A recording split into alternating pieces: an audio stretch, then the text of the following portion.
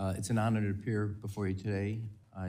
While our histories differ, Australia and the United States see the world through a similar lens. It is through that lens that we have both been able to identify the rising threat from authoritarian states who, not content with absolute control over their own populations to preserve their own regimes, also seek hegemonic control over their own regions and to recast the world order to accommodate their illiberal objectives. Most significantly, this involves the subordination of a rule of law based on universal human rights to one arbitrarily defined by the state and to draw an equivalence between their regimes and freedom-based societies. The Chinese Communist Party, the CCP government of the People's Republic of China, is such a regime. This will not change, nor can it be negotiated away. Secretary Pompeo sent me a picture with a very similar bottle at the time. The PRC took advantage of the change in government following the 2022 federal election to effect a reset and adopt a different set of tactics. This included abandoning their economic and diplomatic bullying and coercion for more inductive engagement, laced with charm and flattery. That said, the PRC still continues to engage in intimidatory behaviour by their military against Australia when it suits them without remorse. And really, I didn't know neither one of you were coming. I just came here to watch Raj do his thing.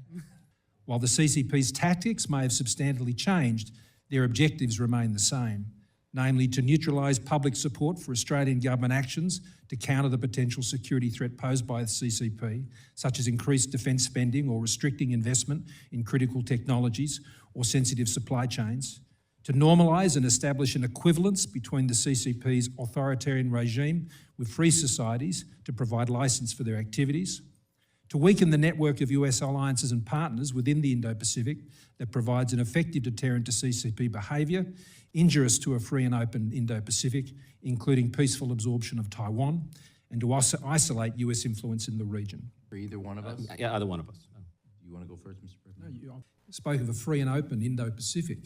That is a threat and a challenge to regime security in China. And I think we have to be clear-eyed about this and not pretend that there is somehow that this is going to be resolved through discussion. Discussion is fine, engagement is good, it's better than the alternative.